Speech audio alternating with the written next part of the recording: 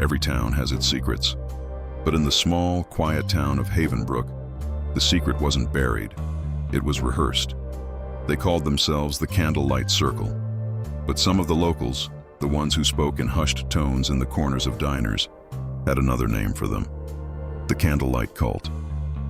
My story starts with a freelance journalist, Ethan Cole. He's the kind of guy who chases down urban legends, hoping to find that one story that will make his career. One evening, a strange letter arrives. No return address, just a single cryptic line typed on old paper. If you want the truth about Havenbrook, come before midnight. The paper smells faintly of candle wax. Ethan, naturally, is intrigued. He packs a bag, gets in his car, and drives into the misty streets of Havenbrook just as dusk is settling. He thinks he's chasing just another quirky local story, a group of history buffs with a flair for the dramatic. But the truth he asks about to uncover will do more than just make for a good article.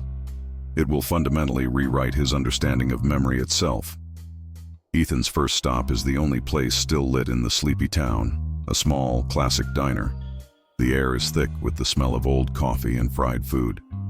But something is off. The walls are lined with old photographs, black and white images of town fairs, parades, and stern-looking families. And in every single photo, someone is holding a candle. He approaches the waitress, a young woman with tired eyes. "Excuse me," he says, trying to sound casual. "I'm doing a piece on local history. Do you know anything about a group called the Candlelight Circle?" She freezes for just a second, a flicker of something in her eyes, fear, annoyance. Then she forces a smile that doesn't quite reach them. "Oh, that," she says, wiping a clean counter. "We don't really talk about that anymore." The message is clear. He's not welcome here. As Ethan turns to leave, an old man tucked away in a corner booth catches his eye. The man leans forward, his voice a dry whisper that barely cuts through the diner's hum. "They don't worship death, son," he rasps. "They worship memory." Ethan spins around, but the booth is empty. The man is gone. In his place, on the worn vinyl seat, a single unlit candle sits, a silent invitation. Following the faint address on the letter, Ethan arrives at a derelict Victorian house on a street called Briar Lane. It's midnight. The house is dark, imposing, and looks like it hasn't been lived in for decades. The door creaks open under his touch. Inside, the air is cold and thick with dust. The only light comes from dozens of candles placed on every available surface, their flames dancing and casting long, grotesque shadows on the walls. In the center of the main room is a large wooden table, covered in old photographs of people he doesn't recognize. Each photo is labeled with a name and a date. Some are recent, others stretch back decades. One name, however, appears over and over: Eleanor Voss. He finds an old leather-bound journal left open on the table. The handwriting inside is neat, precise.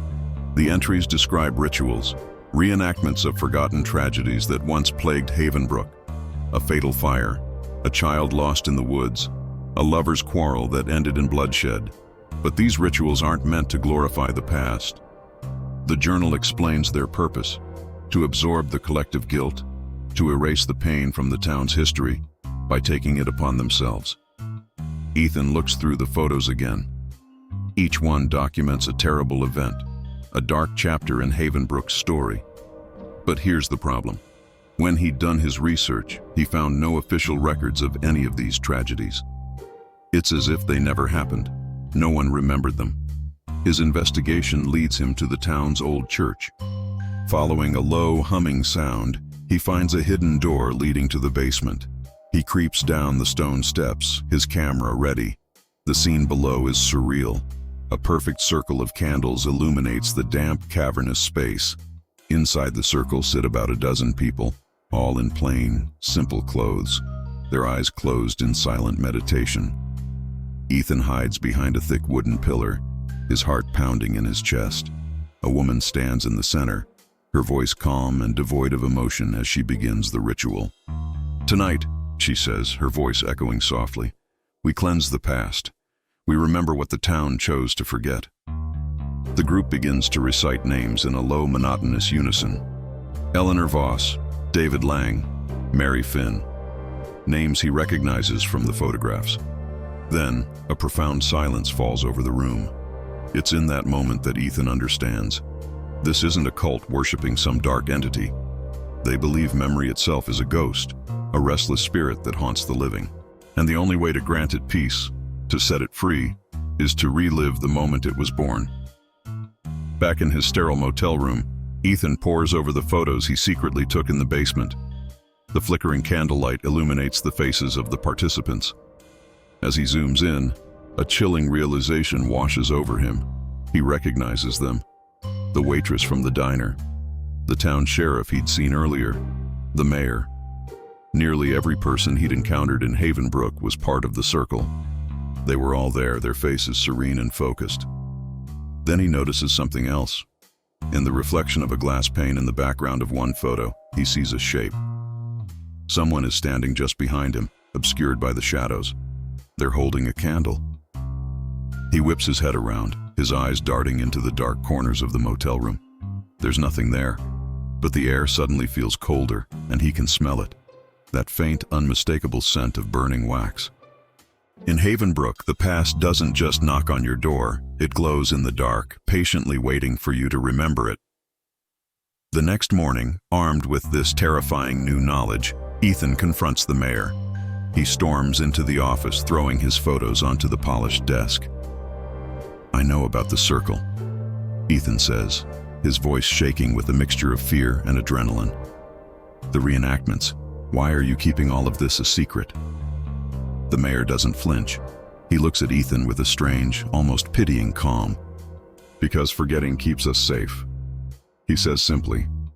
"It allows us to live." He then slowly slides a single, faded photograph across the desk. It's old, the edges worn. Ethan picks it up. The photo shows the same candlelit basement, the same circle of people. And there, among them, is a small boy, no older than 10, his face illuminated by the flame he's holding. The boy is him. Ethan's blood runs cold. This wasn't a story he had stumbled into. It was a story he had already lived, a memory he had been forced to forget. He leaves the mayor's office in a daze, gets in his car, and drives away from Havenbrook without looking back. But the past isn't so easily escaped. Every night afterward, when he's alone in his apartment, he sees it. A single, inexplicable flicker of a candle's flame just outside his window. A year passes. Ethan has tried to move on, to bury the memories of Havenbrook just as the town had buried its own tragedies. But the past has a way of finding you.